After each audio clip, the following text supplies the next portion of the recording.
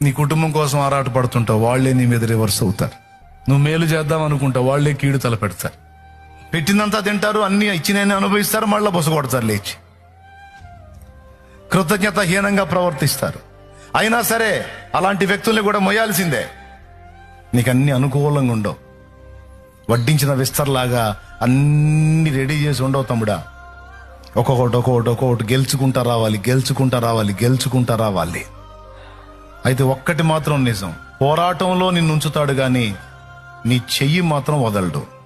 నువ్వు ఆయన్ని హత్తుకున్నంత వరకు, ఆయనకి వెళ్ళి చూసినంత వరకు నిన్ను మునిగిపోనీడు. చేయబట్టుకొని నడిపిస్తాడు. ఇందులోనే మళ్ళా నీకు సంతోషాన్ని ఇస్తాడు, ఇందులోనే మళ్ళా నీకు సమృద్ధిని ఇస్తాడు, ఇందులోనే మళ్ళీ నీకు ఆదరణ ఇస్తాడు. అవసరమైనప్పుడు ఒకటి అనుమతిస్తాం. పోరాటం లేని సేవ లేదు, పోరాటం లేని విశ్వాస జీవితం లేదు, ఉండబోదు.